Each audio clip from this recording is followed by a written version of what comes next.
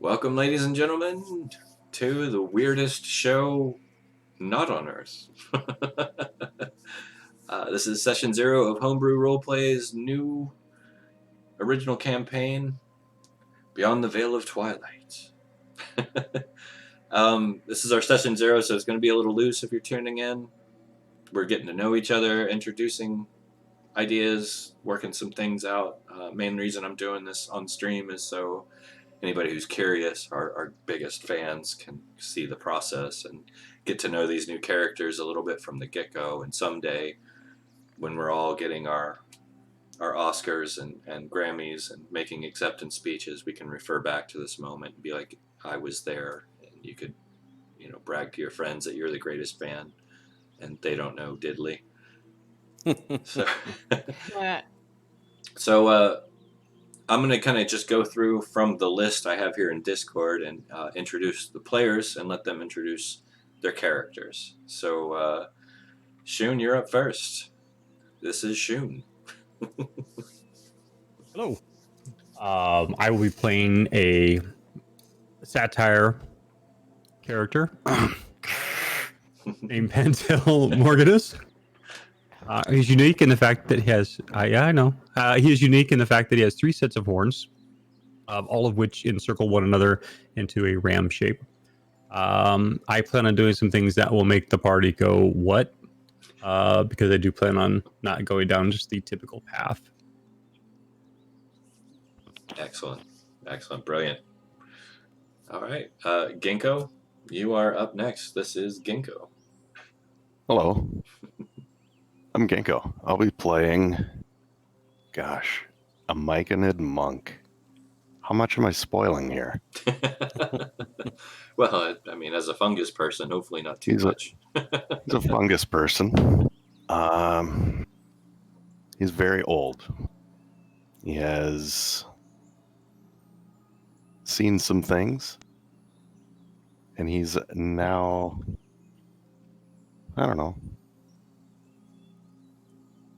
charged with, divine duty. Excellent. And I can't wait till more of that comes out, because I know what you're talking about. All right. Next in line, we have Kris. Definitely a returning old-timer for our gaming group. Kris, tell us about yourself. Oh, hey, I'm Kris. I'll be playing there it is, arboreal, I'll say barbarian.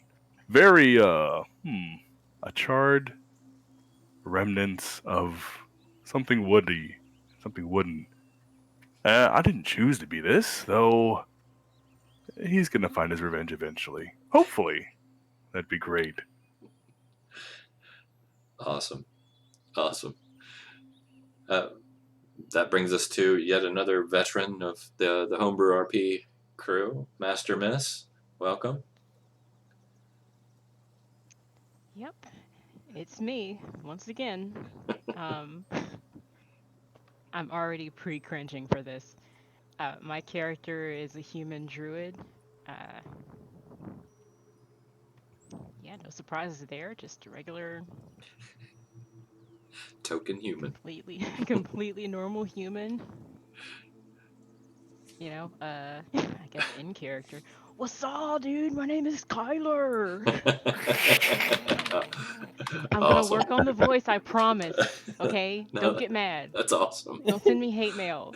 I know it's bad. That's awesome. No, it's incredible. I'm already in love with your character. He's just over there in a corner summoning absolutely nothing. Like, what's all, dude? What's all, dude? What's all, dude? What's all, dude? One time. Pull a star out. Your character, my character, may have issues. That's awesome. Brilliant. He's summoning parental regret. And poor decisions. Poor decisions.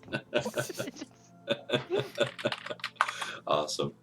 All right. So, as a druid, my main stat is wisdom. We'll see how that goes.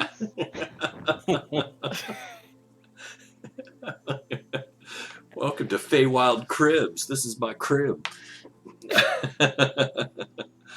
Just push over I here. love That's where the every bit of magic this. happens. This is going better than I could have ever hoped already. All right. So next up, we have a brand new addition to our happy growing family, MoonPrincess. Welcome. Good to have you. Let's hear a little bit about what you're bringing to the table. Thank you. Hi everyone, I'm MoonPrincess, and I will be playing Hyacinth Flowerpetals, a fairy warlock who is a little mischievous, but more than most of the time, she'll be pretty chaotic good. Awesome. I'm definitely looking forward to that. I'm actually very excited about all of these. Prim, another longtime veteran of the Homebrew RP table. Welcome. Yeah. Hey everyone. Prim. Y'all if y'all are any sort of familiar with any of my past characters, I tend to play characters of Fey ancestry or characters that are Fey in spirit. So to be in this campaign and play like a full holy Fey character in the Feywild, I'm so excited to be playing in this campaign. I will be playing a she sorcerer of fairy blood, one of the nobility of the Fey courts, and she is very much a charmer and enchantress and every bit out for power of her own, trying to increase her standing within society. Awesome. And that's going to actually play up as we go in a very good way. Yes, and her name is Lady Sibylla. Very nice. Forgot to mention that. All good. That sounds like royalty. All right, and last but definitely not least, also one of the newer additions, Simon. Welcome. Let's hear a little bit about your boy there. Thank you. Okay, so I'm Simon, and I will be playing Relick, a kobold artificer. And he'll be a relatively new addition to the Grove, and he's a little tinkerer, fixes pretty much whatever he can fix, even if it's not broken.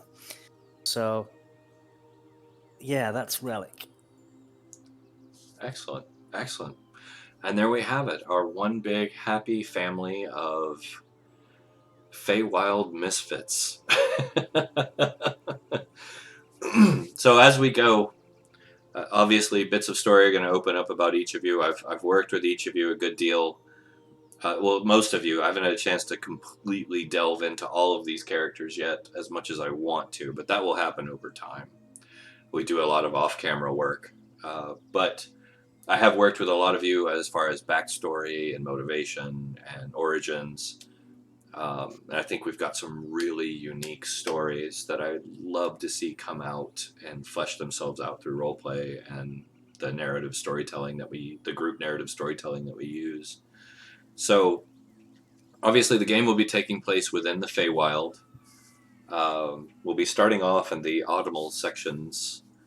If you remember the little introduction I blurbed not too long ago, as far as our location. It's not terribly important just yet, although the woods at the beginning of our sessions are unseasonably warm for this location, which is a little strange to all of you, even though the place is very chaotic in general. The Feywild, things are always changing and morphing and filled with, illusion and all kinds of whatnot. This location is within visual range of Mithrandain, the Autumn City.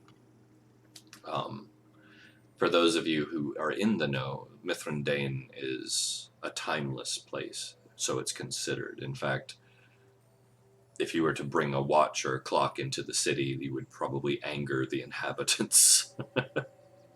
They do not like any notion of time, and time functions very strange in the Feywild to begin with.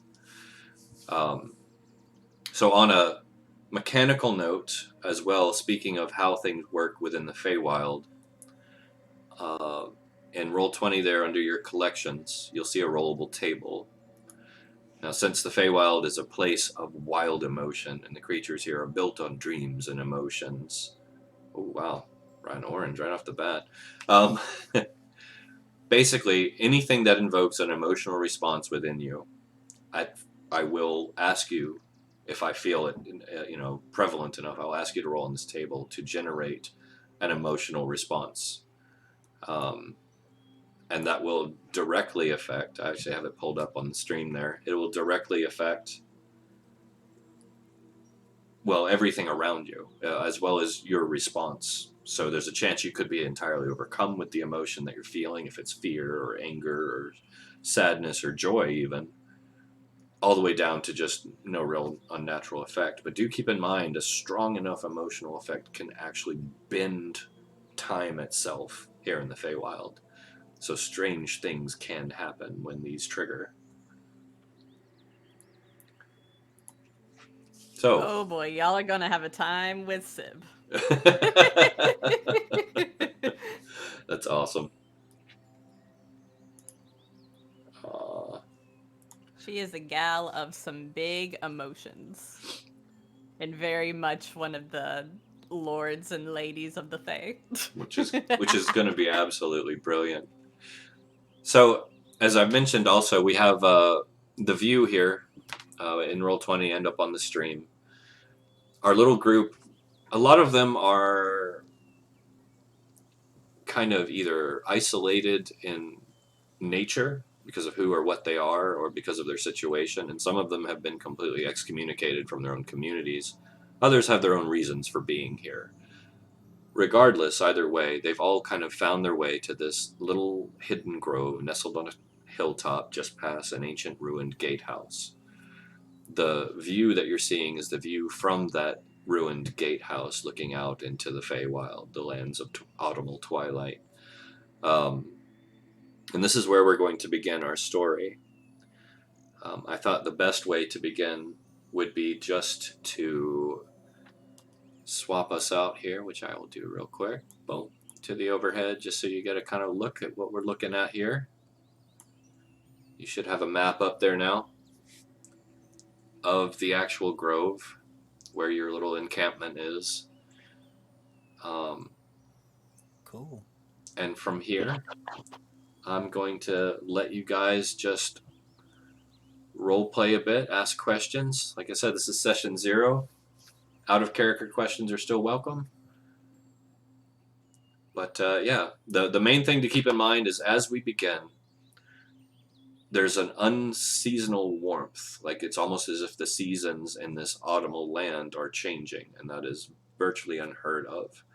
All of you who have any type of natural presence within the Feywild, natural-born members of the denizens of this place, you have a feeling. It's like this tickle in the pit of your stomach. Something just is really off in the flow of things from the usual chaos that says a lot, but you can all kind of feel it just nibbling at the back of your mind, like something's off. So as you sit around your small campfire doing your individual things, which of course I leave up to you as far as what you're doing, we'll go from there.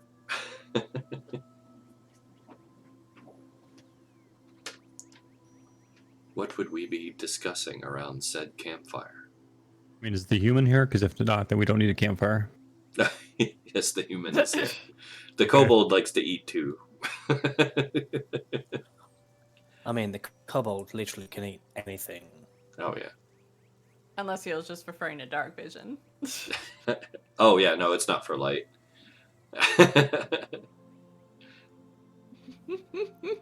I suppose I could turn on dynamic lighting and get it crazy, but no, we don't need to go too nutty with just the grove.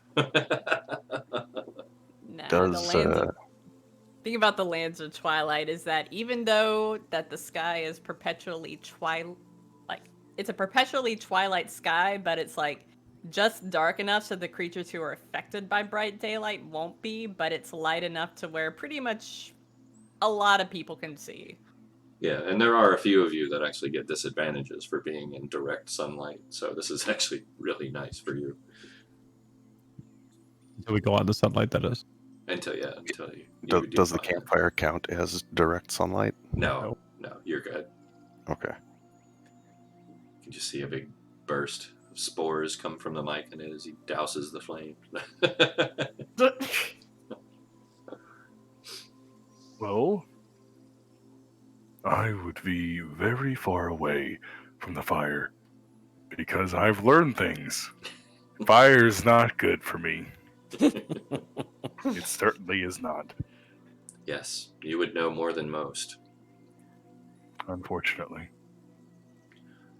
Speaking of, should we place our tokens down? Probably be away from the fire as well. Excellent. Is Hyacinth hanging around? I know we've discussed that Hyacinth and our arboreal friend.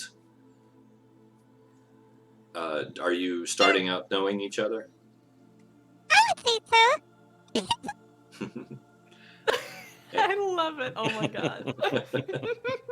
I suppose that would be right. Yes. All right. So you guys are probably off a little bit a ways from the fire, hanging out together. Is it currently very warm out still? It's warmer than it should be. Yeah. Definitely. I think I would like the heat. So I'd be basking in it. Oh yeah. Definitely, especially given your form, it's probably a lovely feeling. And that is exactly why I stay away from fire. It's another reason for you and the arboreal to bond. Yes. A big tree person and a small pixie fairy? Oof. I'm a fairy. Jeez. Oh, I can't tell. You all look the same to me. I do not look the same as them. Have you not seen me already? I've And I seen just you. look apart. Yes. I've seen you. Hyacinth is actually very flower-like. She looks almost more vegetable than fairy. Not vegetable, but plant matter. Definitely not a vegetable. That would be a different type of fairy. You're a tomato.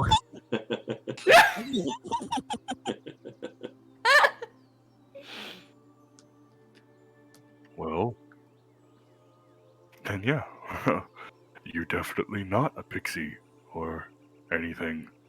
As he shifts uncomfortably. Yes. I'm a fairy.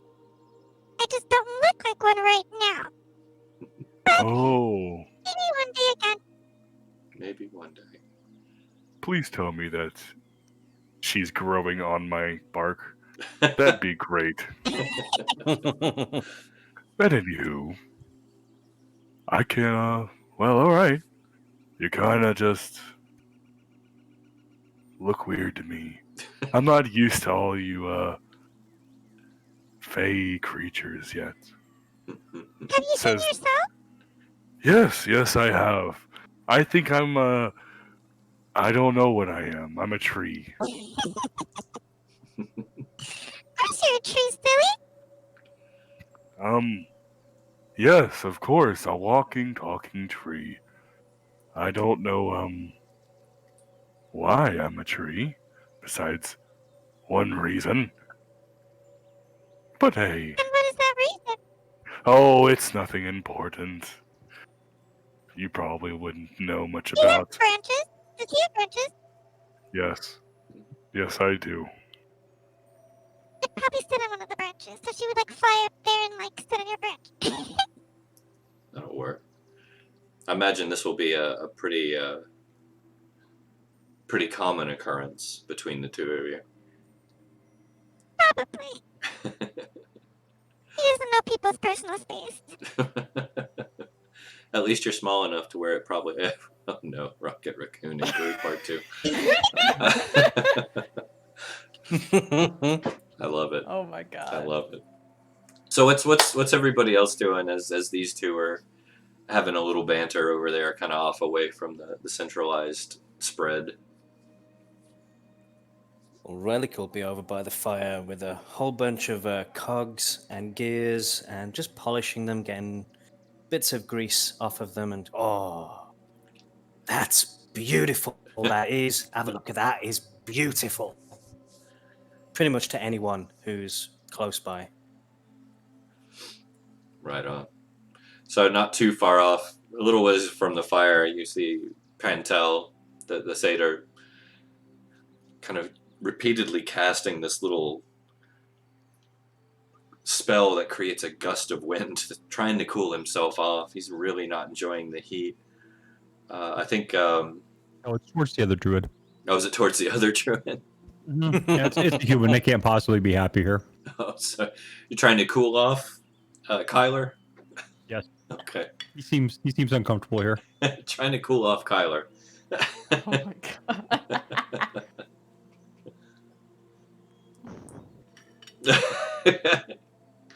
Kyler, the breeze is blowing through your hair, bro. Just sick.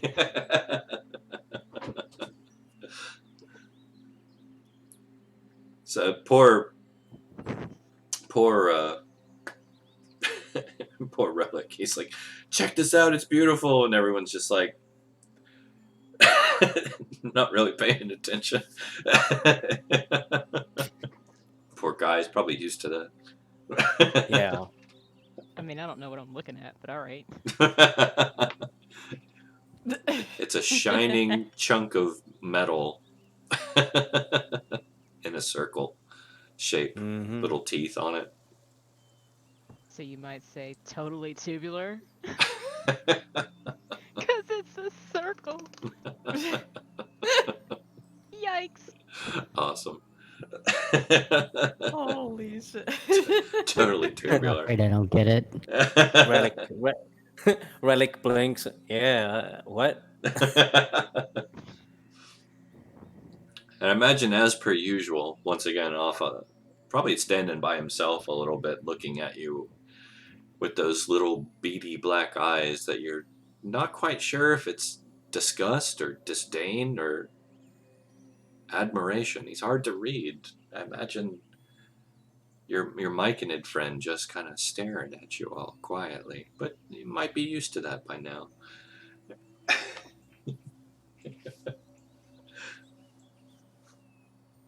Can you feel the weight of the gaze?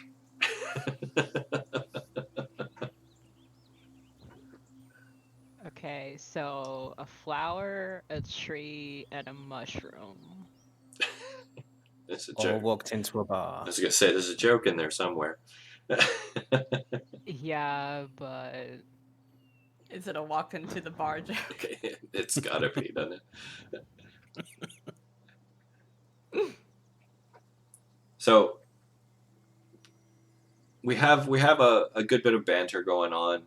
Ghinkgo's myconid is standing over there, stoically quiet as usual, because they don't talk.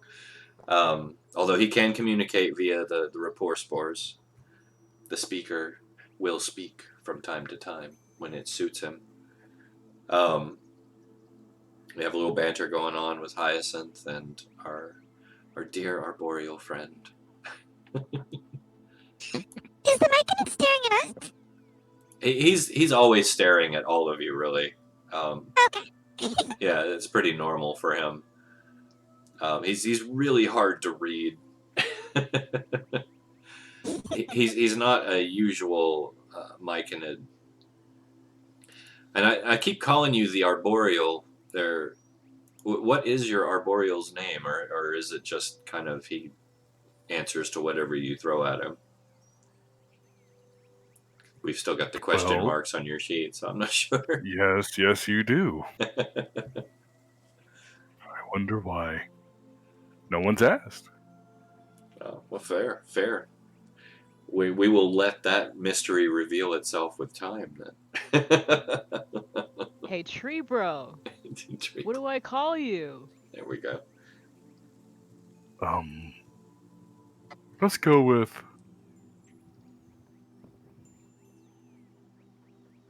Jeph. Yeah, you know what? Jeph sounds nice. Jeph. Jeph it is. Jeph. Jeph the Relic tree. goes, and how do you spell Jeff?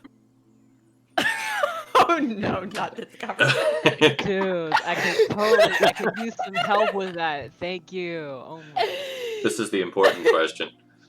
Is Like 1F or 2, bro. G or J? G,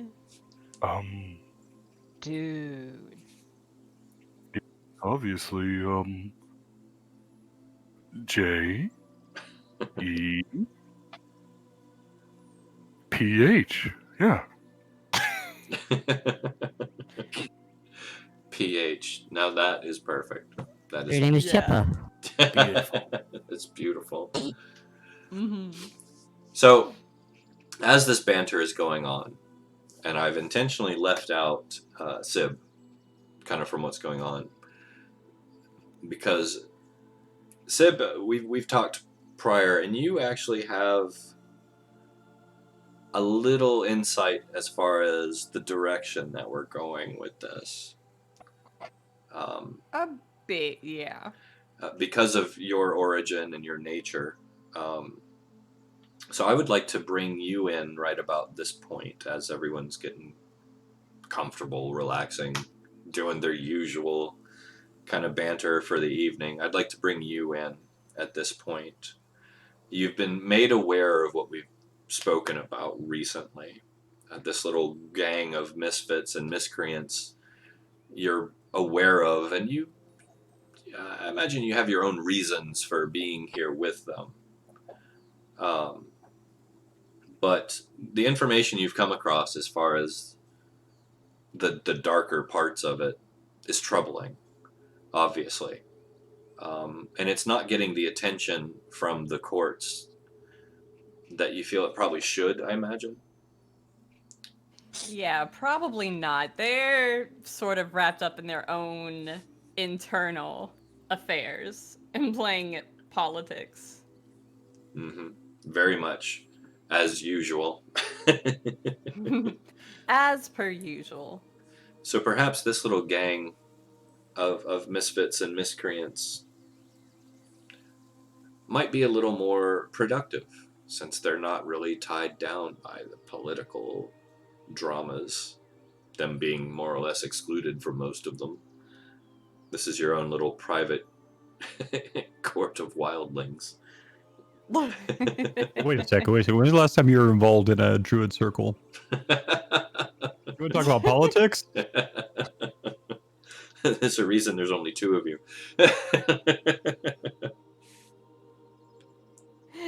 I mean, if you want to go find an Eladrin named Freya, I heard she's hanging out in a part of the Feywild called Evermeet. Little island might take a while to get to. We may yet meet her down the road. You never know. But yeah, I figure I would let you, if you choose to, you don't have to, but if you want to bring any of that information to this court, you can. Otherwise, I will move us along in a different direction. How to bring this in?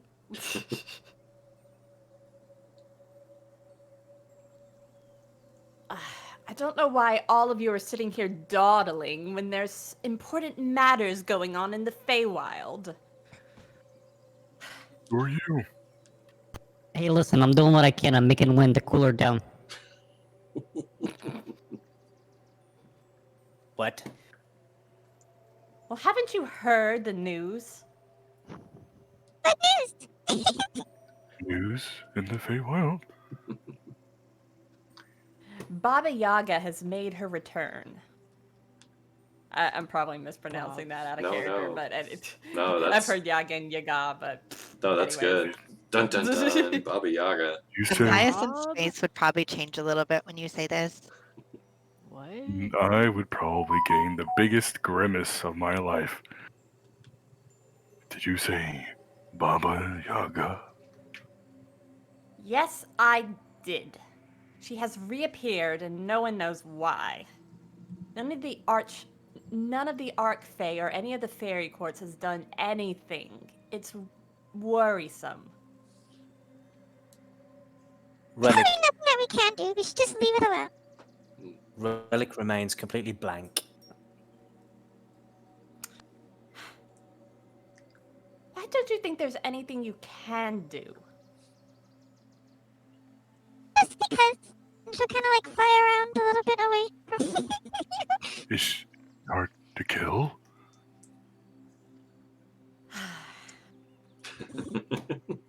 Did you say kill? Well, whatever's going on,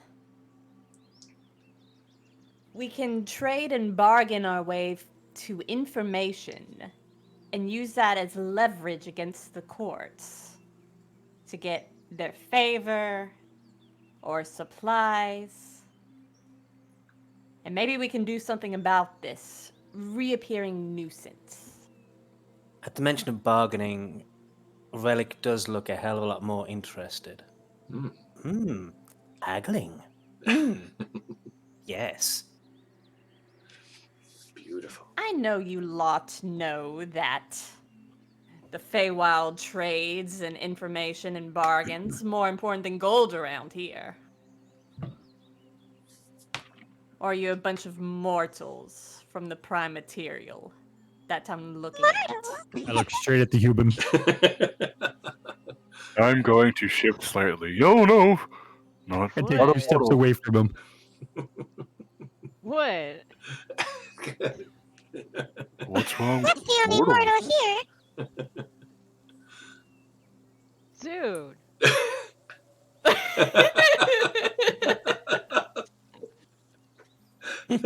Dude. As a matter of fact, I'm going to prance away. I'm going to walk forward and pat the human on the head. Now, there's nothing wrong with being a squishy mortal. Dude?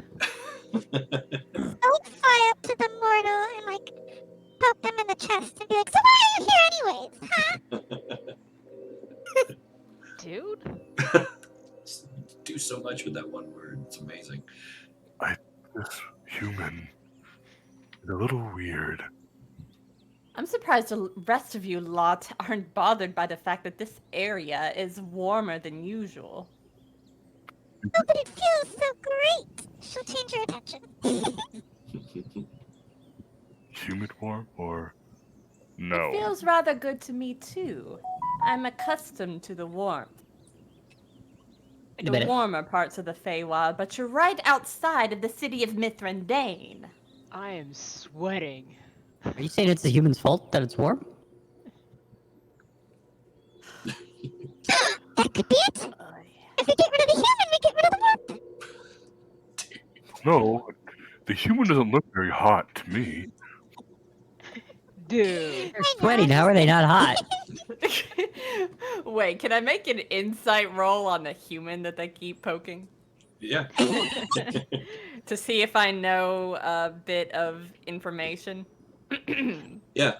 Yeah. And I will say you've I'm met sure the I know human. that they're a druid, but Yeah, you've met the human before, so like some of this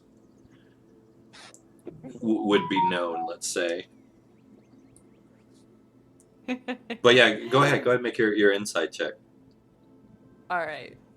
Yeah, poke and be poked, bro.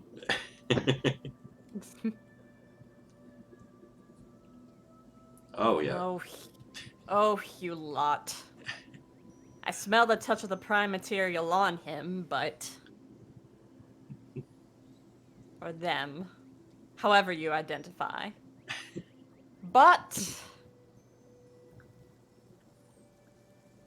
he is made of the stuff of fairy. Can I insight check the insight check? Am I allowed to do that? To insight check. Sib? Lady. Yeah, what are you trying to figure out? She just kind of strolled up here and started like berating us for sitting here. Like, Well, you've seen Sib before. She's come in and out. The rest of you pretty much live in this grove. Sib comes and goes. She has some access to like the higher courts.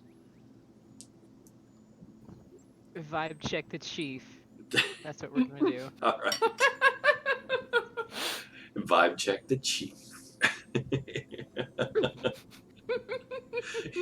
Go for it. Kyler stares you up and down, questioningly for a minute. Dude. Dude? Bro. Bro, dude. Wow. Wow. Jeez. Well, you can tell that she is being remarkably honest. You also get the impression that she knows more about you than you do. But Dude. it's confusing. Dun, dun, dun. It's confusing. It's confusing. In fact,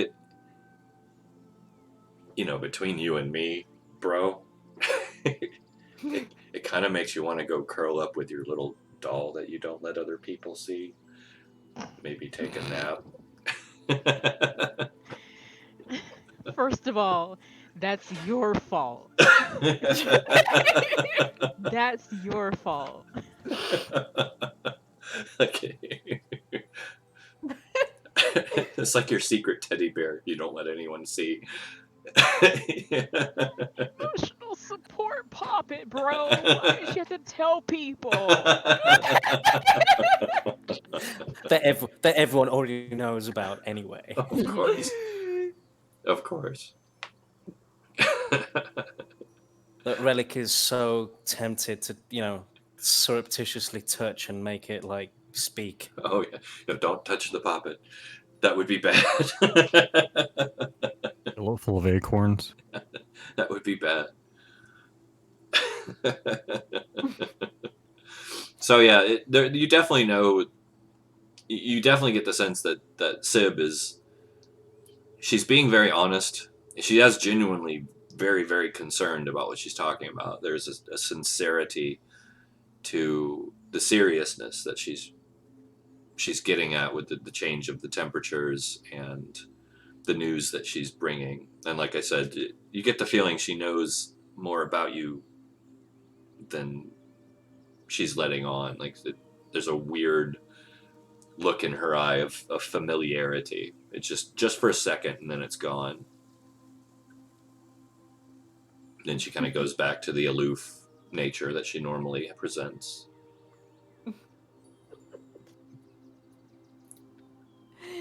I mean, the Fae can't lie, but they can deceive. Very well.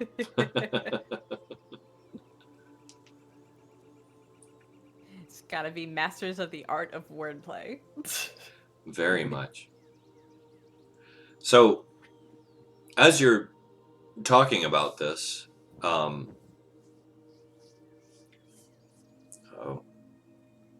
believe the speaker might be communicating. So I'm typing there. Yeah, as you're communicating and talking and going over what Sib is bringing up to the table there, the strangest thing begins to happen.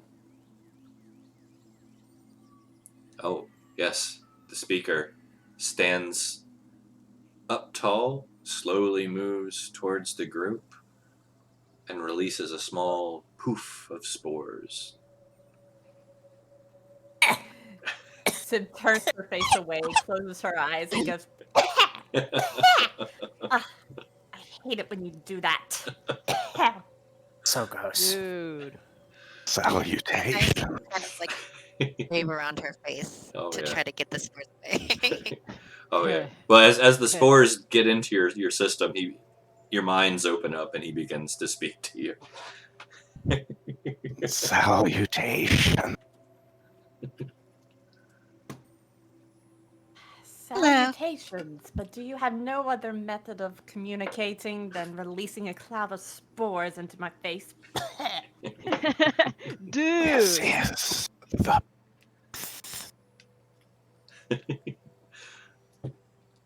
Ugh. Through us, the path to harmony lie. Yes. Very Overrated. interesting. She'll look at all of you. Hyacinth will look at all of you very confused.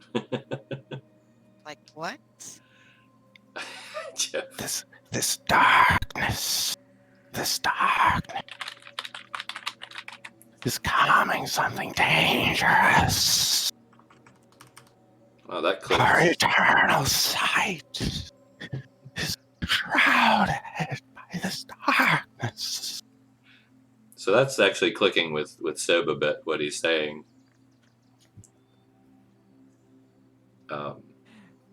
Despite the spores. Why aren't you serious? Eternal sight clouded with darkness, you say? I think he's going blind. It's pretty dark right now. Oh yeah. Yes. Where once we saw, now is gone. What once was, what will be, is no longer.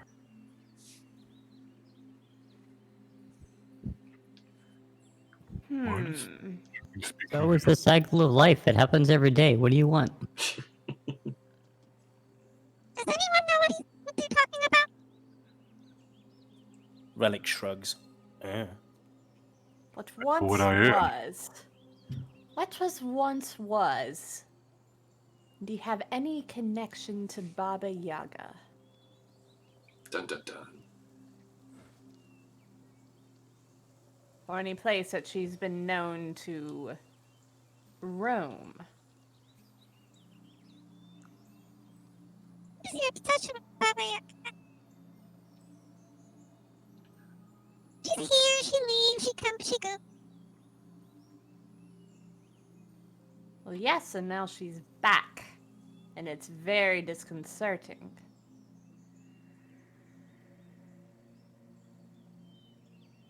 Oh, well, I need to find her. If you don't mind, that'd be great. Mm. You need to find who? My distance from her? Baba Well, Yaga. it would be rather lovely then if we could all find her. Because her sudden appearance after being gone for so long spells trouble for the rest of this plane.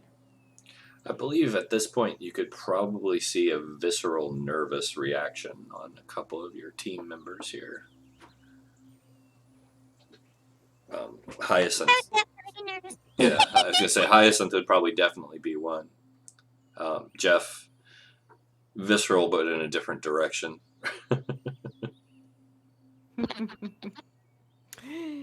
Yeah. Hyacinth not very forthcoming with the information, though that is Very Yeah. pixie-like. very, very fake. I hope she can, turn me back to what I was. That'd be great. Oh, yeah, what were you? What were you again? I'm going to point at the bro over there. Dude, Why would you want to be a Why'd you human? turn back into that? Dude? whoa. Dude, yes. Dude. Dude! Though I don't think I was as dumb as that one. Dude! Dude. Well, that's not hard. But still, immortal? Yuck. Dude. No offense. So Just gotta look at I think we're gonna just gotta look at we're gonna do our first table roll. Hyacinth and Jeph in particular. Could you please give me an emotional roll? Oh. Oof. Wow. So Should I pick a new character? no. I so Actually, you should, just in case. as you guys are talking about Baba Yaga and Jeff's talking about what he once was, you can feel like a tension rise in the air. From the northwest, all of you, hear a large disturbance in the underbrush right outside your grove. Something moving your direction at a decent rate of speed. Something large or in large numbers is tearing through the woods, and it's just this building sense of speed and urgency and movement as it grows. And as this happens, both Hyacinth and Jeph, your emotions just completely overwhelm you. Hyacinth breaks down in just fearful tears, probably hiding amongst Jeff's limbs. Jeph, you become just enraged. Like your rage is taking over right now. You guys see them just being completely overtaken. At the mention of Baba Yaga's name and her return. Well, at the sound of the speeding, whatever the tracks sound like, Relic just grabs his shield and stands up ready. All right. Anybody else doing anything? I know we're going to let Hyacinth and Jeph kind of tear out here in a second because they're being overwhelmed. But as this is happening, is anyone doing anything preparatory?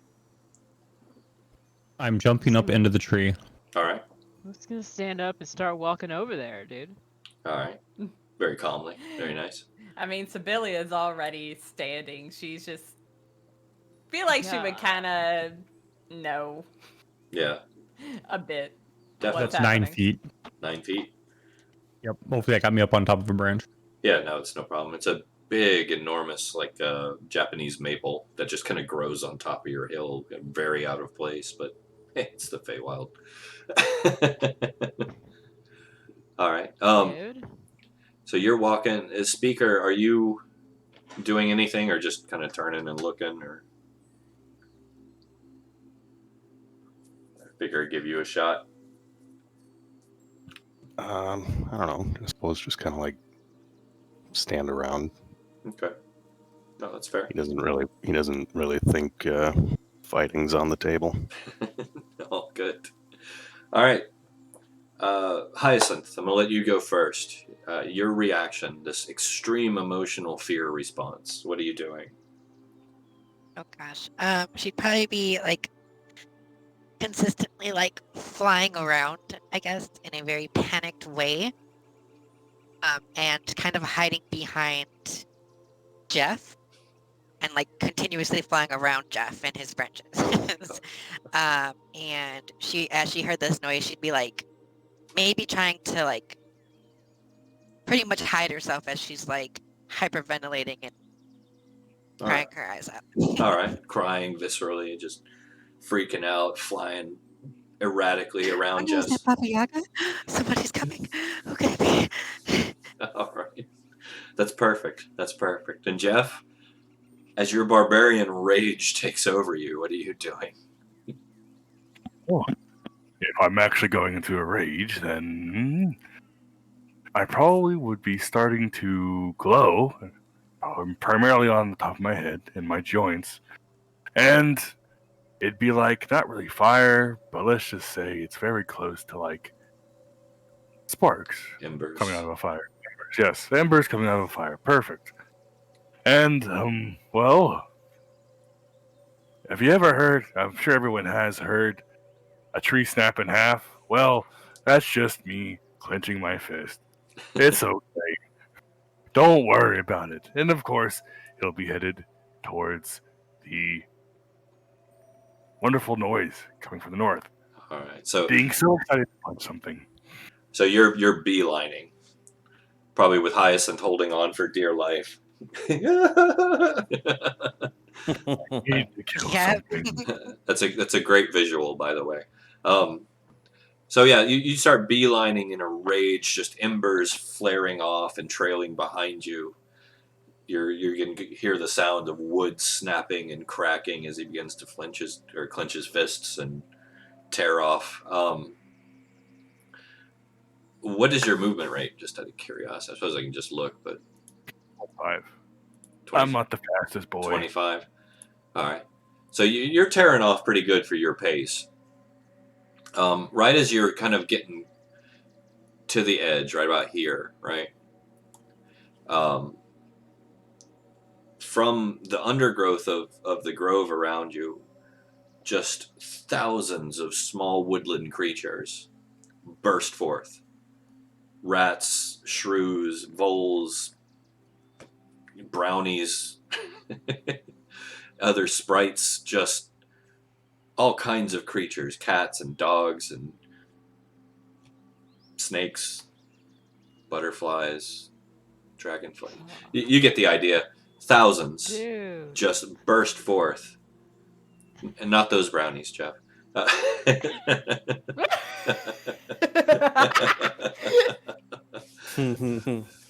yeah, they burst forth from the undergrowth in a panicked stampede of small proportions in a large area and just tear across your grove. Like, they just make a wide berth around Jeph, pretty much, who's desperately trying to step on things and swing at things as they come out, just in classic tree form.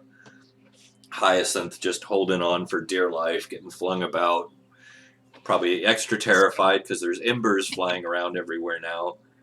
They're not hurting you or anything, but still, it's the visuals enough, I'm sure.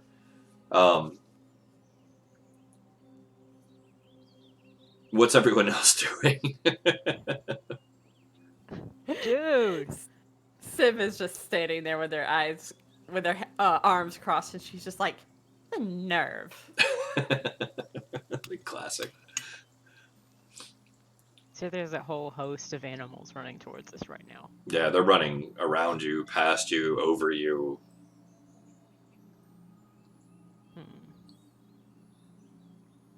Wonder what they're running from.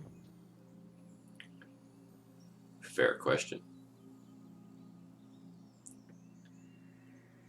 So I'm just gonna, like, instead of walking towards the onslaught, I'm just gonna start, like, walking backwards and looking at what animals are in this small stampede. Well, it's a very wide variety. It's anything from insects to small humanoid fey folk. But whatever, they're panicking. They're running, like, for their lives. You can definitely sense that, especially as a druid. Like, these animals are not charging. They're running away from something. Dude. I do think Sib would notice this and, like, be curious about what they're running from, especially with what's been going on. Definitely. Do I Without need to a roll doubt. for anything? You can give me a nature roll if you want. Okay. In fact, anyone, especially the Fey natives, you're more than welcome. This is a normal fear response, I will say, that you can pick that up. But you're not really sure what could cause it. Do it just because I'm Yeah, scared and I'm thinking it's Baba Yaga. Yeah. Oh yeah, I just I just want to see if I can spot what they're running from exactly. Look at that roll, Hyacinth. If there's ooh. Kyler too. Very Panicking, good. but she's still looking. Oh yeah, panicking, but still very aware. All right, well, Speaker, Too hyper aware. Speaker, you're like, this doesn't make sense. It's like, there's not food over here. Jeph, you are just lost in the throes of your rage. Lost in the throes of your rage. Blind Can't to see everything shit. around you. But that makes sense given the situation, in fairness. That makes total sense. Trying to punt a rabbit, yes.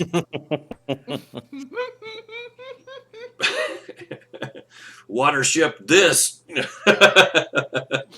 So, Hyacinth, well, let's go with Kyler first. Kyler, there is definitely something in the woods beyond these small creatures. Something spooked them. The emotional burst of energy that came out of Hyacinth and Jeph spawned something or alerted something to your presence, possibly, is your best bet, is your best guess as far as what's going on here. But whatever it is, this is something huge, because these creatures are natives to these woods. They do not scare this easy. Hyacinth, Dude. as you're flinging around, trying to avoid whiplash, probably screaming at poor Jeph to not boot the rabbit, you actually get a clear look through the trees.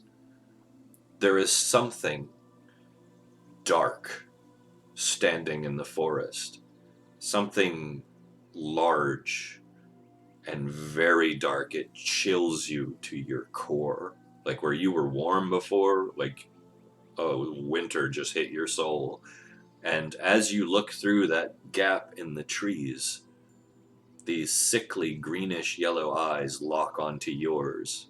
And you know, in that moment, it sees you. Oh shit.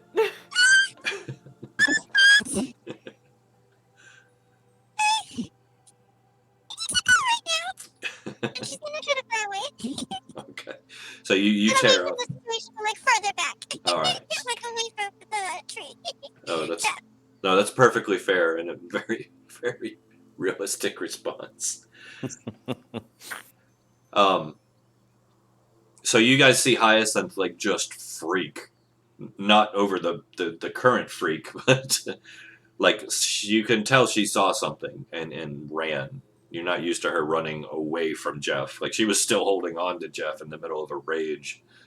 Something else made her fly away. Something in the forest. So I'm gonna move back as well, just so I don't get like trampled.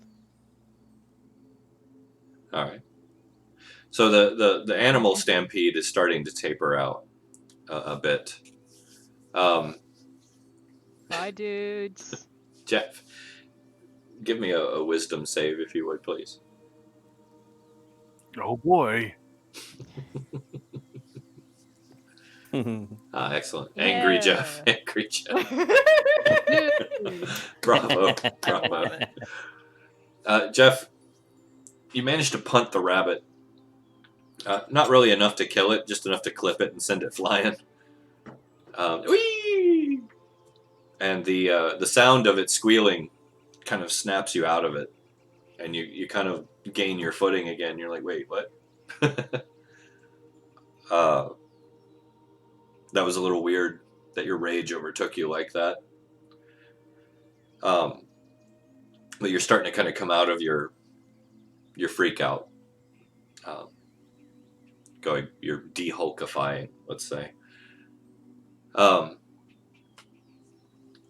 As the animals taper out down towards the southeast, they kind of trail into the edge of the tree line there. You hear something large walking slowly towards the edge of your grove. Jeph, you can see something very dark and shifting in the forest, something very large. All of you feel the temperature drop about 10 degrees as this thing nears. I totally ignore that and go look for a rabbit. Which way are you going to look? Whichever way he got punted. Oh, he got punted and landed, rolled, and took off southeast. So he's booking across the grove right now. All right. Well, I'm gonna go make sure he's okay. Okay. No, that's fair. That's Yeah, fair. 35 move. I think I can catch up with him. All right. Now, if you want to give me an animal handling, I'll give you a chance to snatch him up and calm him down. I just wanted to make sure he's fine. No, that's what I mean. I'll give you a chance to snatch him up and calm him down and check him over. Oh, yeah. You deftly like maneuver over there, reach down and snatch him up gently into your hands, pet him and whisper into his ear and calm him down and look him over. He's And then I probably put him back down so he can run away. yeah, he's probably got a bruised rib, but he's fine.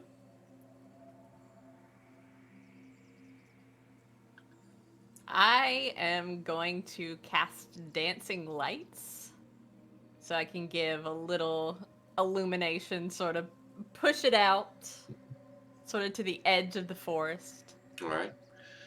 So See you're if I can see what's in there. you're any particular color? I think for Sibilla, she would be fond of green. Fair enough. Good choice. So you send out your little dancing green lights into the forest, and they illuminate a 13-foot tall at the shoulders stag made of black, shadowy substance. You can see misty tendrils forming and undulating around its figure. Its head rears up with these sickly green glowing eyes that seem to stare at all of you as it breaches the edge of the grove, illuminated by the dancing lights. And it has these fantastical rack of antlers on its head. They look like 1,000 points come off of these antlers, but they shift and change in the dancing lights, making it hard to focus on any solid figure there. He steps up to the edge and just quietly begins to look at all of you one by one, staring you down. And as he makes eye contact with each of you, you feel the temperature drop even less. You're all starting to get very cold. Looking down, you can see the grass at its feet is actually starting to wither.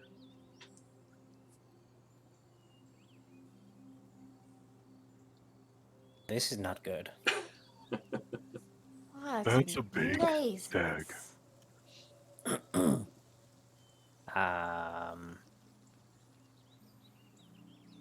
Dude. Would I not be scared of this? Like, would I be not panicking? Would I be out of my panic? Yeah, you're coming out of your panic, because your panic was Baba Yaga panic, and looking at this, you know, it's this, you can tell, unless she's shapeshifted somehow, this isn't her, which is actually strangely calming. Yeah, then she would come out from being a scaredy cat and kind of like Dude. put her one fist in her hand. I slowly start to walk She's towards ready. it. Okay. So the closer you get to this thing, the colder you get.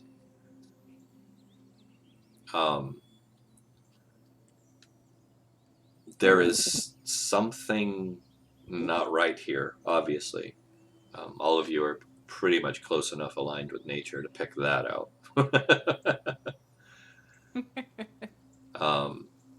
In fact, as it steps into the clearing completely, revealing its full form, your dancing lights begin to dim and flicker out.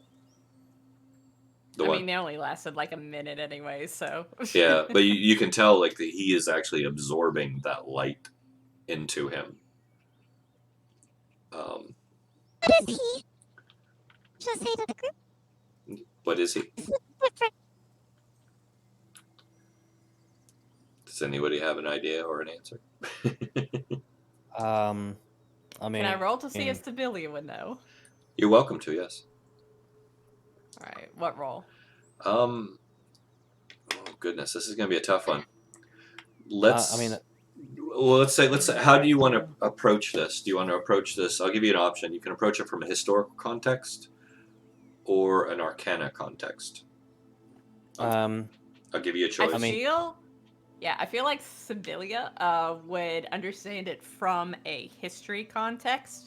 Being more closely associated with the court, she would be more knowledgeable of the Feywild's history than I feel like she really would Arcana as much, just because, like, knowledge of Arcana is the stuff of wizards, and her magic is innate. Oh yeah, no, that's fine. So I'll go history. And Relic would probably go with the Arcana kind of seeing if it's some kind of magic has twisted it or whatever. That's fine. And anyone else who wants to make the dissension or the The attempt. Oh! Wow. Nice. Wow. Wow, wow, wow. He thinks I can do a nature check. Well, with this one, it'll have to be either history or arcana, because he is not necessarily of nature, if that makes sense. But, yeah, you're... That nat 20, though. Yeah, that nat 20. Wow. That's still not bad. I'm going to say this. Pantel and Hyacinth, you both looking at this thing and taking in the whole scene and the reaction of the animals that have happened, you definitely get the impression that you are in the presence of a primordial creature. Something old as time, possibly even. Like, you get this sense of reverence and maybe even a little bit of fear. Sib, you are in the presence of an elder thing, something that predates the Feywild itself, has just stepped into the grove. This is a creature of light and dark, death and life, shadow itself. This is one of the ends of the thread that was woven to create the tapestry of the Feywild. And you're really not sure about its intention or its purpose. Like, this is something that's older than anything here, so... Who's sure about anyone's intentions or purpose in the Feywild? Fair. Sib, I mean, I'm her still walking eyes toward it. her eyes are going to Dude. widen and her pupils are just going to get larger. So you see like those like vertical slit pupils just like sort of widen as her mouth drops open a little bit, and she's a tad awestruck. Just a tad. That's definitely fair. And Pantel, you're still walking towards it? Yeah. Okay. Now keep in mind, the closer you get, the colder it gets. I totally understand. Okay. Pantel, give it distance and reverence. It's just a big deer thing. Don't you know what you're in the presence of? It's a big deer thing. A big deer thing. That's Yeah. one of the primordials. It's a It's big one of dude. the very creatures that have weaved the tapestry that we know as the Feywild. Give it reverence and respect. Can it fix me? It's Yeah. older than the lot of us. I'm only like 38. Dude. Dude. What brings you here? So, Well, no one knows its intentions So- or why it's here. well, Hyacinth, are you asking that to the creature? Yes. Okay. So as you utter that question, a gravelly rolling sound issues forth from the creature, and you can't tell if it's in your ears or in your head. It reverberates through you as it speaks. Pantel, it's enough to make you actually kind of stumble a little bit in your gait. It's not a force hitting you, but it's like a vibration within you. And it speaks to all of you, saying, I am time. I am the end of time. I am the beginning of time. I have seeped through from underneath and seen down from the countless stars. Things are coming. Things are changing. Things are twisting. But all this is not new. Be watchful. Keep your eyes open, for you stand upon my soil. And I shall not forgive such trespasses for those who I deem unworthy. I split you to the task and to the bone, and charge you with this purpose, that you shall carry my diadem forward and place it upon the brow of the spirit of the Fey itself. Will you do this? Dude. Hyacinth will nod. Unsurely. Okay. Sevilla gets down on one knee and says, I accept. Okay. Is anybody else saying or doing anything just before I Relic's so tempted to ask what he'll get out of it, but he's also watching the reaction of everybody else. the reverence and all? Mhm. I'm going Except to for take my staff off my back, plant it into the ground, put my arm up on it as I'm leaning on, and go, yeah, sure. Classic. So Yeah, I don't have that reverence thing. I'm just like, yeah, dude, yeah. I think Kyler's eyes like widen and staring at this thing going, dude, I think he's reference enough. But I will say, for them. Kyler is remarkably neutral about the whole thing so far. Like emotionally, just Tyler's high. Kyler's a little deadpan. Yeah, he might be high. It's possible. But yeah, Kyler's very deadpan about the whole thing. It's just kind of like a curiosity. You can see it in his eyes. I mean, we've got a psychedelic mushroom pope in the party. Like, come on. This is true. This is true. All right, Kyler, Yeah. stop licking the party members. What was in those spores, bro? Oh no, the hallucination spores. You're about to be good friends. So, before this completely digresses into comedic antics, the creature seems to grow and yet doesn't. It's like its presence fills up the air around you, but it doesn't change physically at all. And it steps 1 foot forward, kneels down on the other, lowers its head onto the ground gently, opens its eyes, and a small flash of green light bursts forth into tendrils of light like giant fireflies swirling around the entire grove and all of you.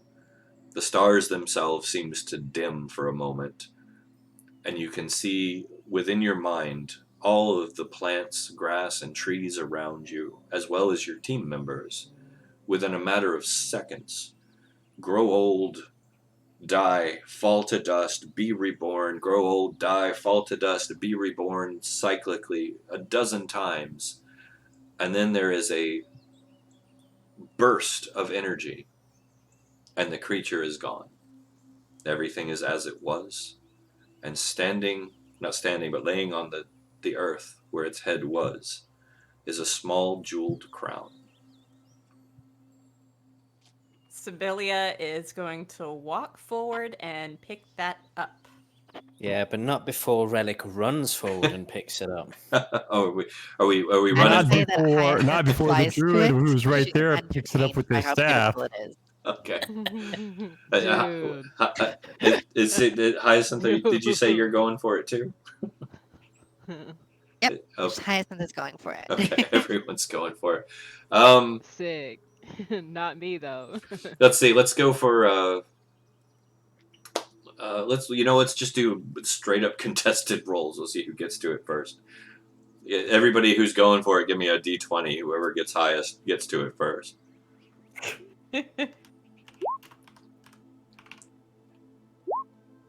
Rip. Aww. Sib is too gentle in her step. Oh. She was just gently patting forward.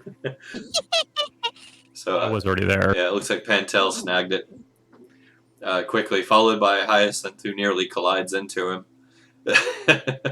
I will actually toss it with my staff towards Lady Sibylla. Okay. So, All right. you didn't. You picked it up with your staff, right? That is correct. I did not touch it. Okay. And Sibylla, you catch it when he slings it to you. Yeah. Okay. No reverence from any of you lot. I'm not smart, but I'm wise.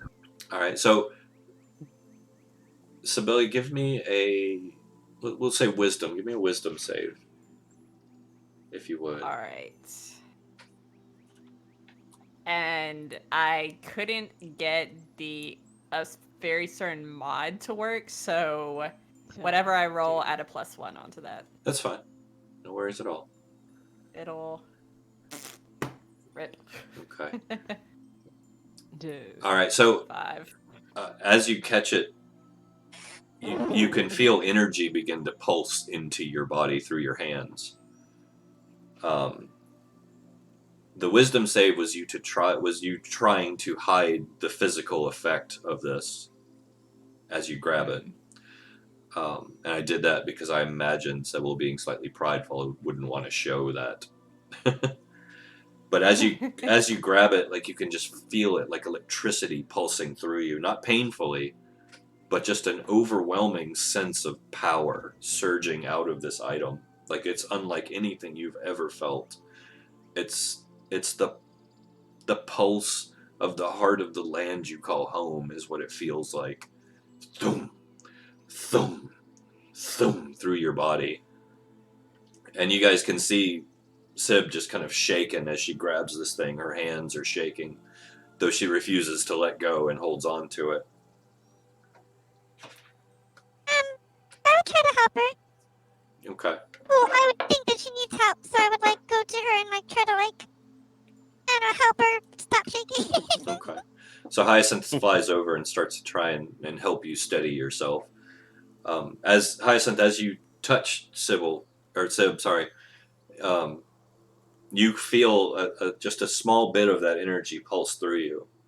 And you're actually impressed that she's holding on as well as she is, but you're still trying to help. Sybil is also fine for like a nickname for her. Okay. Sybil, Sibilia. Sibby. Any of them work. Sibby.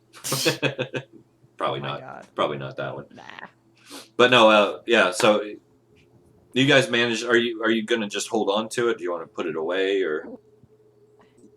Yeah, I'm gonna hold on to it. I mean, like, we have to carry this thing, so. All right. So you're holding on to it. Like I said, Maybe you should. Go ahead. Maybe you should put it in your bag or something. Yeah. It's very pretty. I Maybe would, but physical contact isn't like the best thing ever, you know? You see more than dude? I just don't want to. Dude. I just don't want the crown to get damaged. Hmm. But Better than if you get damaged. Fair. Yeah. Very fair. I feel fine at the moment. But I suppose I'll. And I just put it in my bag. All right. You can still feel it tingling from within your bag, but it's not as overwhelming. Whatever this thing is, I have to say, like that was a huge amount of power. Whatever this thing is, or whatever it does. Sibilia just like takes a hand, runs it through her hair for a second, just goes, "Whew." You see Certainly Oh, sure. Look at you showing off with your invigorating. hair. just because you don't have any. No. So you see little Hyacinth kind of flittering around, looking at you, concerned. And Sybil, like, is going to lift a hand and take a finger and just sort of stroke it against Hyacinth's cheek. A little bit. Let her know that I'm fine. Oh, good deal. As long as you're okay. So Fine. That I kind power of flutter was... away. Felt like the energy of the entire Feywild was pulsing through me. It's Pretty fascinating. cool. I wonder if it does that to all of the ones that hold it. I wouldn't doubt it, but I'll I pass. don't know. I'd rather none of you try unless you have the body to contain it. That you saw me physically shake. It's from holding it. I'm gonna tell you now, Hyacinth wants to hold it really bad. Yeah, Relic's definitely changed his mind. Yeah, no. It doesn't have any gears on it. Nah, But you could It's add just not some. pretty crown. enough. You could add some. Yeah. So I can hold it for just a second. you want to try and hold it? Just gonna ask, so. Okay. Sure. All right. Try. To like, let her on over and like, try to grab it herself. Okay. Give me a wisdom save. I really hope it goes really well, actually. Can I try too, or are they gonna like immediately say no? But it's up to everybody. Hyacinth, you are immediately overcome with the same energy. Like it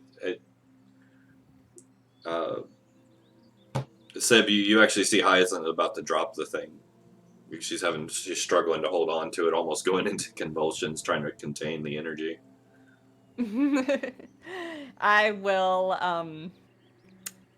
open up my bag and I will reach a hand out to Hyacinth so I can be ready to catch it and quickly put it back in my bag. All right. Hyacinth, you want to try and hold on? You want to let it go? Okay. Or try attempt to let it go. Okay. You let it go, and it feels like you've had electricity running through your body, but you're okay. Speaker, are you saying this with your spores to everyone?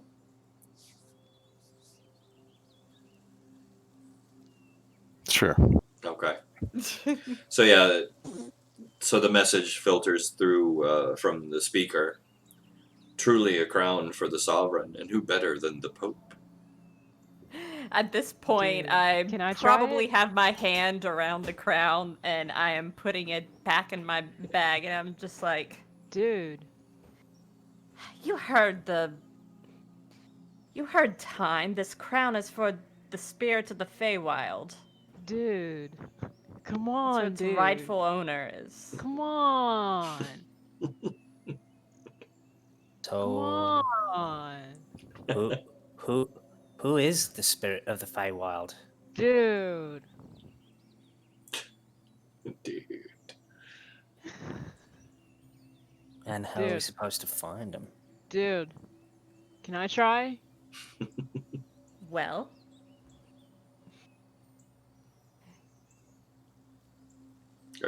Are you going to let Kyler give it a whirl? no, probably not at this point. Okay. Dude, After watching Hyacinth's reaction, Come on, like Sybil's just dude. like, nah, I'm not gonna let. Don't underestimate how annoying I can be with this. I can keep this up for a long time. Please, So Sib's, dude. I mean, Sib's it probably won't giving you the mom eye right now. Yeah, she's like peering at you through her Dude. eyes. Come on, dude. Come on. Well, we ask around the other Come Fae on. Come and on. see if anyone has information on Dude, what come the heart on. of the Feywild is. Come on. It's so cool, dude. Relic looks at Sib and goes, well, it'll shut him up for a while. Dude. Maybe for a long while. Dude. She just breathes out a sigh and just says, changelings under her breath, and then just it is going to open up her bag and let Kyler hold the crown. Oh, sick. All right. Kyler, you grabbing the crown? Totally. Give me a wisdom save. Times like these. You watch this that be I'm in that just 20. So glad. Come on. Come But on. she's we also can do going this. to. But she's still going to have her hand out, being ready to catch it if necessary. Do Oh, yeah. it. do this. Okay, we can do it. We got this. We got this. The wisdom save is just for the. It's just for the visual effect. Come on. y'all. And I'm gonna use a point in case that's not good enough. It's not. And again. Ooh. Yikes. You go for 3? Mhm. Yeah, Your why head not? explodes. Just I can choose which one to use, right? Yeah, that's fine. I mean, Yeah. the worst I can do is get another 16. But what if I need that for a death save? It's possible. I'm gonna wait. I'm gonna use the 16. Okay. That's what I'm going with. I mean, I didn't do well, but I tried, you know? So, everyone watching Kyler grab this thing sees Kyler just tense up and begin to vibrate like just mad. Like, inhumanly vibrate. We're talking like Jacob's ladder vibrate. Wow. Now, Now that is cool. Kyler is completely unaware of what is about to happen and will probably deny it if you bring it up. But the rest of you see Kyler turn into a redcap, then turn into Sib, then turn into the kobold, then turn into the mushroom, then turn into an elf, and then back to Kyler. Dude! Kyler, this is hurting. No, You're now fe- see here. You're feeling pain. Oh, look at that, mate. Are you going to let it go or hold on to it? Sib is still holding out her hand and just giving them the eye. Depending on like what the electricity going through me feels like, is it alternating or direct current? Because that's going to determine what my muscles do. Well, it's not actually electricity. It's like a surge of electricity. All your muscles are tensing and untensing, but it's mainly like a vibrational energy that's got you just in its grip. You can let go of it. Be like, I can imagine it's like alternating current. Yeah. So it would be I'd have a choice, okay? Yeah, but it is starting I'm to just actually, unlike the rest of them that have touched it, it is actually starting to cause you physical pain. Oh, here. So I take it, put it Dude. back in my bag. I'm just like, yes, making you destabilize of changelings. Dude. So walking back to Lady Sib, Mhm. I'm going to take this 3-4 foot piece of natural rope that I created with vines, Okay. and then I'll ask to see the crown. If she lets me see it, then I will wrap it carefully around without touching it, so they could have a hand grip and not actually touch the metal. Okay. Dude. Sib, do you allow for that? I'll explain to her what I'm doing prior to. Yeah. I'll allow. That's actually rather smart, Pantel. Very good. Yeah. Kyler, you are feeling a little nauseous. Or sick, like he prophesied. Your head Hey, is can you turn into a mushroom again? your head is pounding.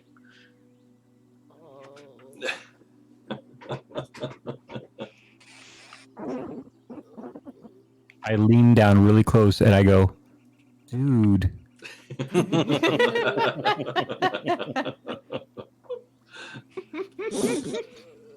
Relic grins and goes, dude. I know you're mocking me, but I'm taking this as a show of support.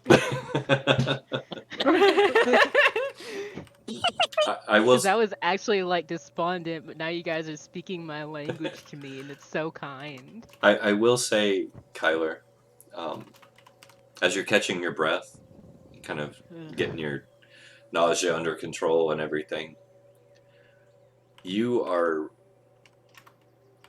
not necessarily anything visceral. Obviously, it's not affecting you emotionally so much, but you're having like a weird, almost PTSD moment about your time in the kitchens, about the beatings that you took and the abuses that you suffered and the horrible conditions you lived in. Like, for some reason, that's really in the forefront of your mind.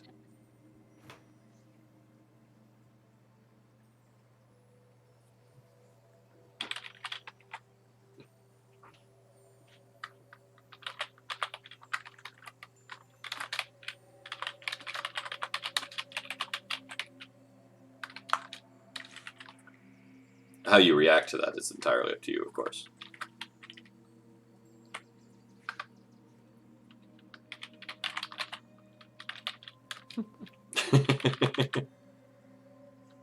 So if Pantel, like, whenever Pantel's done with his handle, I'll grab the crown by the handle so I can slip it back into my bag. I'll drop it into the bag for you. Oh, okay. That's fine.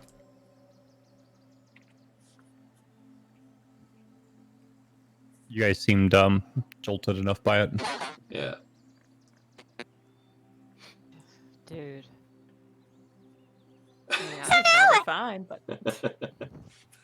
We're supposed to do on some wild goose chase for these primordial deer.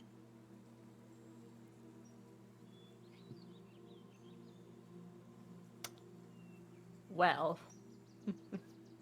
that primordial deer is responsible for holding the Feywild together, so it would be in our best interest if we don't want things to collapse, that we try to find information on where the hearts of the Feywild is.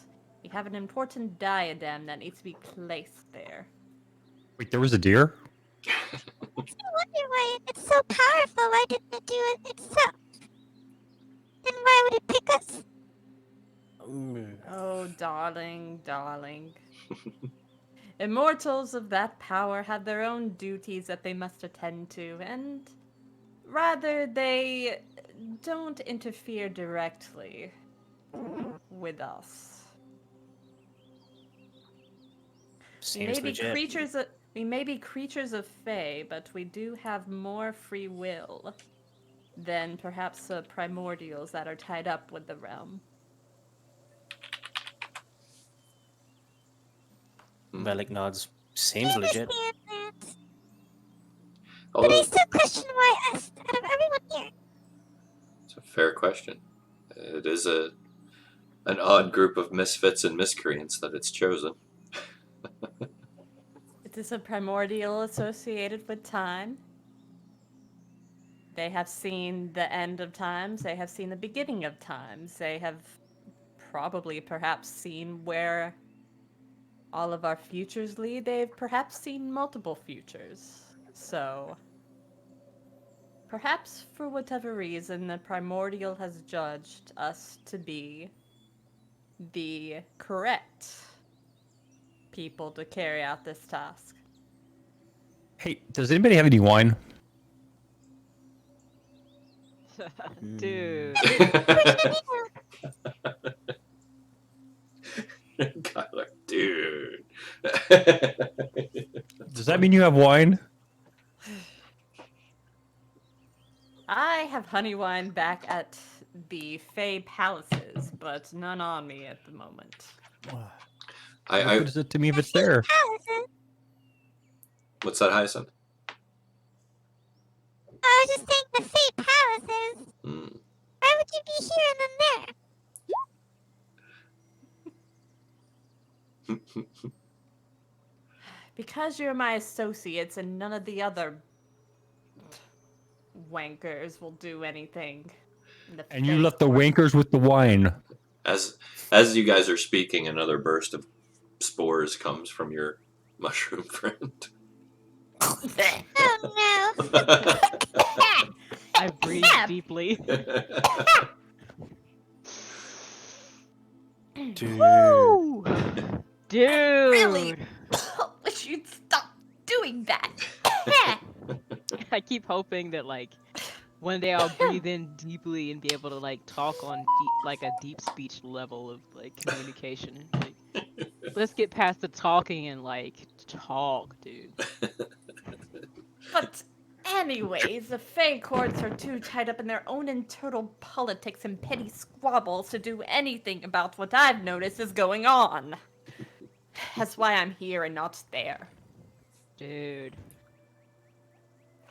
Fine. Oh, so you needed peons. Dude. Oh, the speaker starts to echo through your mind. You want a meditative journey, and we will figure this out as a group. Mm. The group always finds the answer. Plus, it is fun to take a trip and put acid in your veins. Say what? Dude. Who said that? Oh, are you releasing them? Yep. Okay. Speaker does. So another burst of spores just hit the party. Speaker does What's the save? speak of wisdom for once. Oh yeah. So let's see, what do we got? 2 plus 2, 4. If anyone wants to make a save to resist this effect. Yeah. Yes. All right. Which save are we Constitution throwing? or wisdom or what? This would be, I believe, an Oh, intelligence. Is it an intelligence save? I think it is. That describes the spell save DC Oh, on yeah, the no. speaker's end. Let's. I would assume wisdom, considering what it does. Yeah, no, you're right. You're right. Oh, wisdom. Yeah, go with wisdom. DC 12.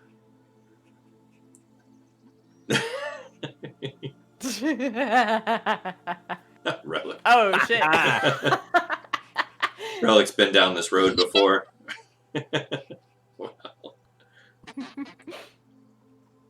One Well, would think that Kyler would voluntarily fail. Oh shit, if that counts as charm, then I would have had advantage anyways. yeah.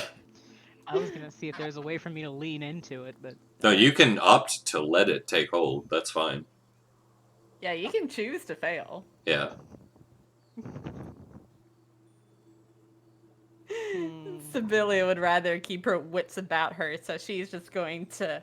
I think I've already rolled. So Although I am a sensate in many ways, this is not the time. yeah, I don't know.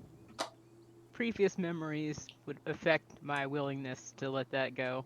Okay. No, that's fine. So, I mean, plus I've rolled it, so you know. Hey, that's not fun, guy. somebody was going to go there eventually. Dude. But Oh, Hyacinth, you were the closest to failing, though you didn't. You do actually have a moment where you kind of stop, and like the colors get a little brighter for a second. Things slow down, and you smile, and then you're like, "Wait, no." So everybody, Shake her head. yeah, None of that right now. everybody manages to shrug off the effects of the hallucinogenic spores, probably except for the speaker himself, who was, I think, trying to take you all on a vision quest of some sort.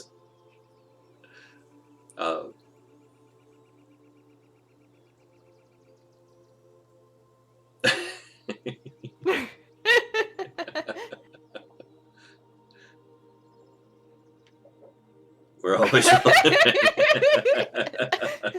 nice, very nice, I love it. very nice. Very good double entendre there. So yeah, everybody shakes off the effects. So this is not a usual night here in the Grove. It's been an interesting one. I think Hyacinth did have some very viable questions as far as why me, why us, what is the nature of this thing. Seb had some great insight thanks to some good rolls. Kyler was very Kyler about the thing. Dude. But and of course we had some very very creative way of dealing with the diadem too, thanks to Pantel, sorry. Pantel. And not as angry Jeph. Watership downed a rabbit. We're gonna have a talk about that later. They deserved it. That was a very Hulk smash moment. So everybody's still, I imagine, a little dumbfounded, curious, questioning. Like I said, most of you, not all, but most of you come from a background of ranging from tragedy to exclusion, let's say, of some sort or another. You all have your own reasons. And those are all very personal. I won't get into the individual reasons. But for one of the first times in your life, for those of you who've been down that road in the past, it's like a purpose has been presented to you. And you're looking around at this motley little band of strange creatures. Not necessarily for the Feywild, but I mean, maybe for each other a little bit. And there is a sense of belonging here. I mean, you've known each other for a short while at least. And while you may not always see eye to eye or get along, or even in some cases like one another, at this point, you've never done one another wrong. Each person, even Kyler, has shown themselves to be dependable at some level and serve some purpose within the group as far as survival and maintaining some degree of peaceful existence in the forest here. So I imagine there's a bit of reflection going on with some of you. Yeah, Relic's totally thinking that we should hand Kyler the diadem, like, at least just once a day, just for the lols.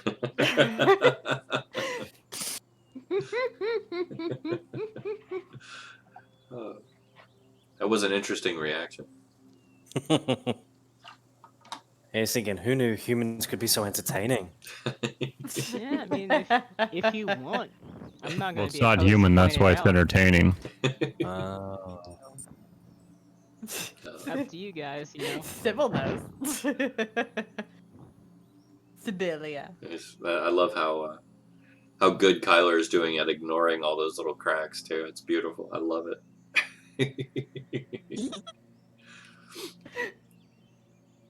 So, What little cracks? exactly. Said like he's not actually a spooky looking motherfucker because he's just not. He's not even aware of it. Dude. Jeph with no embers. Out of character. Jeph with no cap. Jeph with no brim. So we've had mention Jeph of with berries? we've had mention of the return of Baba Yaga, which of course drove some of you into fits. The name will be familiar to all, if not, well, most, if not all of you. She is basically an archfey, or considered one as far as hags go, definitely on the unseelie side of things. Not someone you want to cross for those of you who have not met her, and a nightmare for those of you who have. We've also had the primordial spirit make an appearance. None of you know this creature's name, but it knew you. Time knows all. Mm-hmm. So the real question is, with this task placed before you, where do you go from here?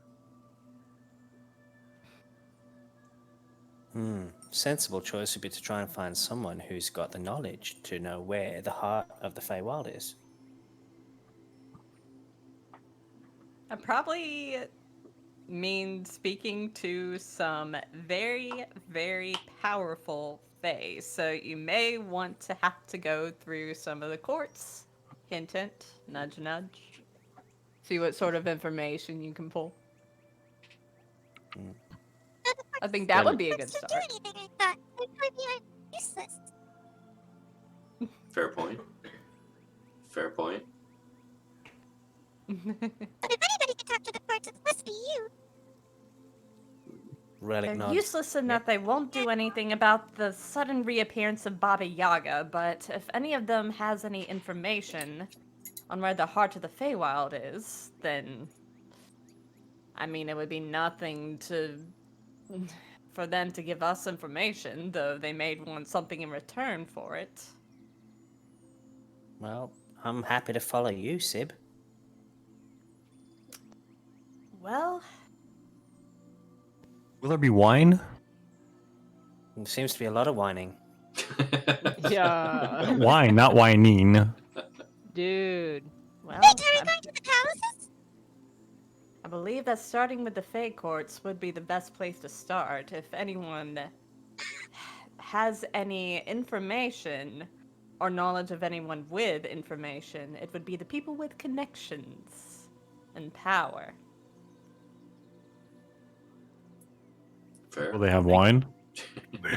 There's courts in the Feywild. It's the courts of the Fey. Of course, there will be plenty of honey wine. I don't like honey. And And berry wine. halls of revelry and myrrh, and you don't think there will be wine? There will Can be you, one. Come on. can you get some out of there? No, just a cask or 19. I can get my dude. own stock of honey wine if it will be to your liking. I just didn't bring any whenever I came here. So 19 Sick. Come casks now. of honey wine tomorrow. Got it. Thanks. Sick.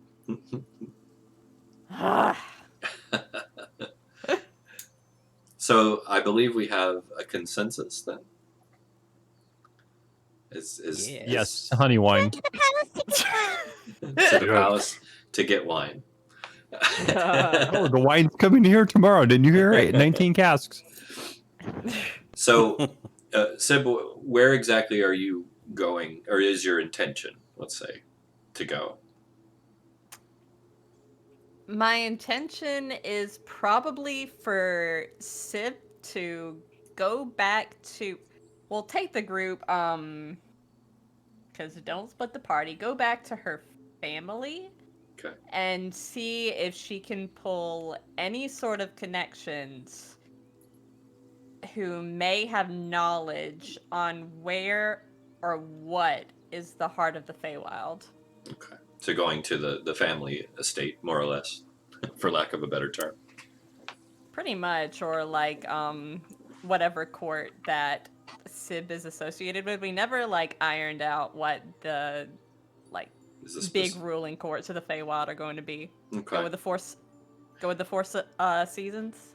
Yeah, no, that's fine. We can do that. We'll go with the seasonal courts, and then we'll have Okay. the extras kind of attached to them, like sub courts, I guess. They'll probably be easiest, like we were talking. Yeah.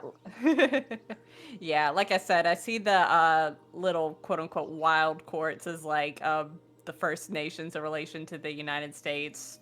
I don't know how well that analogy actually works, but Yeah. so Sibylia would be associated with the Court of Spring, Okay. if anything. Sib and her family. All right.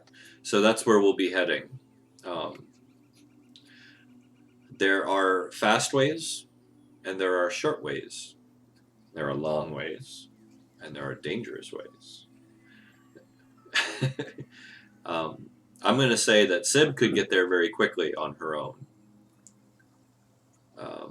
Most likely through a portal of some form.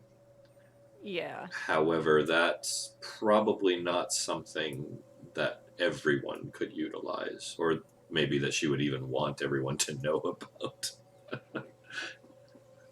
You know, like, this is my home, here's the back door key, come on over anytime, you know. Yeah, but the Fae can modify memory. Oh, yeah. True. The Fae only know what they want you to know.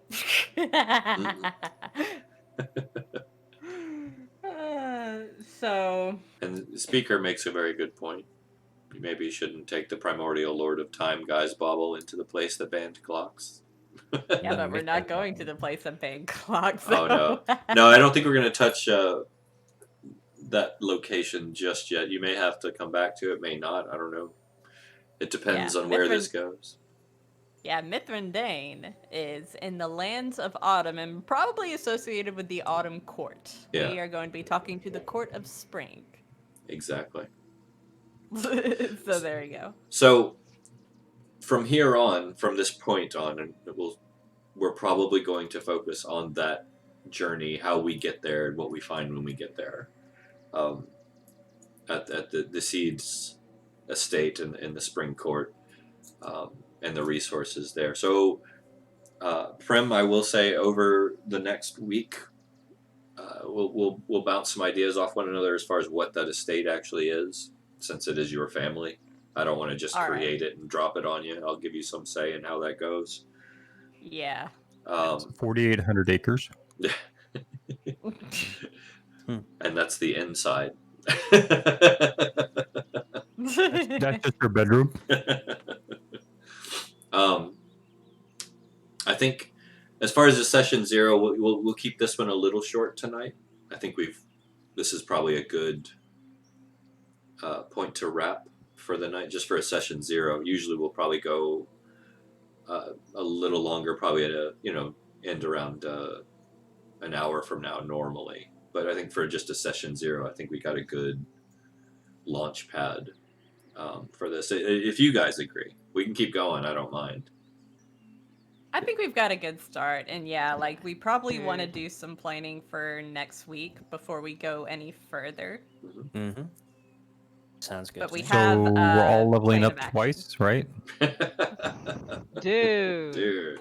We got 2 levels? That's freaking amazing. Sick. I will say, and this is still on air, so you guys can hold me to it. Everybody tonight did a absolute top-notch job as far as the roleplay. The voice changers are an amazing addition. Yes. The voices are amazing. The Hyacinth, you sound amazing. As Hyacinth the fairy. Thank you.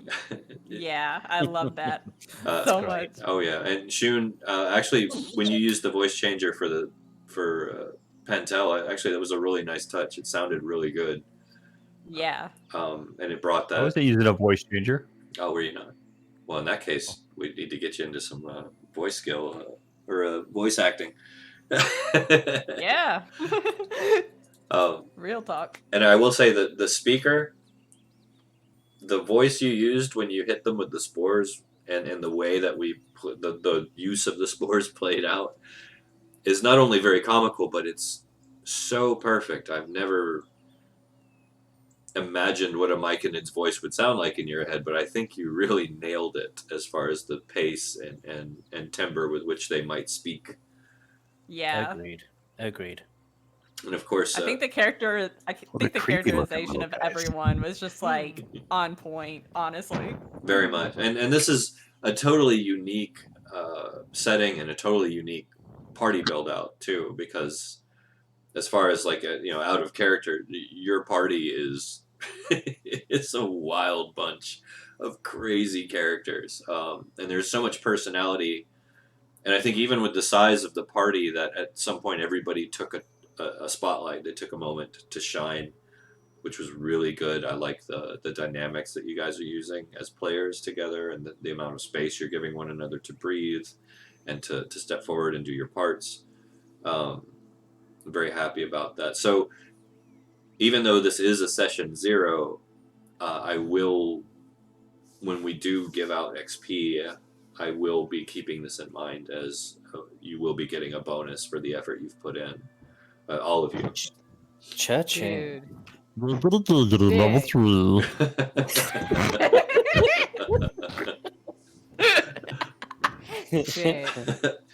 But yeah, it was. I'm very proud of you guys. You did an amazing job, all of you. And for our newer players, you guys are all a very extreme pleasure having you at the table with us. Mm-hmm. And of course, my veteran players, you guys know I love you guys all very much. I really just need a soundboard at this point because just a single key that says "dude."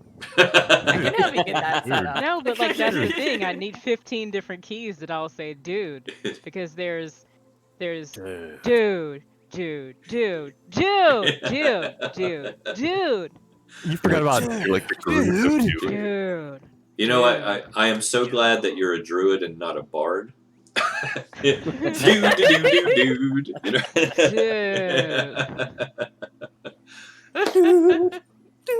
In fact, It's not a druid, it's a dude. Sick. Although I should point out, and we didn't really get a chance to talk about this, Master Miss, but your character does have some musical ability based upon the kits that we put together earlier. If you remember, you have a musical instrument. I remember. So, Session 0. If you ever want to just rock out,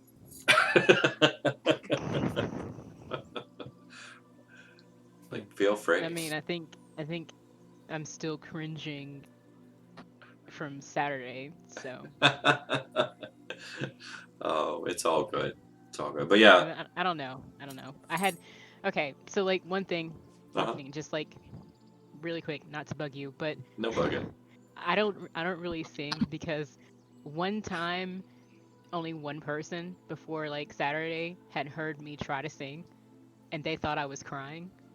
So I carried that from age like 14-ish. Oh no. So like now no. I don't sing. I don't sing. Like if you can hear me distinctly, something's wrong. Well, you if did it makes an any amazing difference, you did do well. Ooh. And I like out of character just as a person and just in character especially, I actually really appreciated that touch just all around. No, that was brilliant. That was such a sweet Genesis and Saoirse moment. Like I loved that so much. That was brilliant. But I will say this real quick. Does anything or anyone, I have to say that now with our party makeup, have anything else you would want to talk about while we're live? We can stay around and chit chat about finer details off camera. But yeah, while we're live, is there anything anyone wants to say? Yeah, so about that level 3.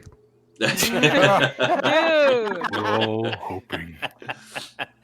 We're not gonna get it. We will get there. Level 2. We will get there Level soon enough, I promise. Bro. Level 1 goes by fast. Oh yeah, and if you're familiar with me as a DM, you know like I'm probably gonna throw you in the deep end here really soon. Oh yeah. It's got to be smart players, which most of us are. So. Oh yeah, and I have a feeling you guys will do just fine. You always do. And our new players, like I said, you guys have stepped up to the plate and really carried your weight and done an impressive job. So I have no doubts that your party will do just fine. I mean, only half of you will probably die. It's fine. Although I don't think I could. I don't think I could kill Hyacinth with that voice and ever feel good about myself again. Mood. That's a mood. That was the plan all along, right? Dude. Yeah. Oh God. Can you imagine it? Some tragic thing happens and she accidentally dies, and everyone stares at you and goes, "What did you do?" I know. With like big sad puppy dog eyes and just tears welling up in the corners. With my like just blind fury just welling up from deep within. Start getting hate mail from the viewers. I could. It would probably end up being a long, drawn-out death scene too, with lots of dialogue. Send your hate mail too. Yeah, send your hate mail too.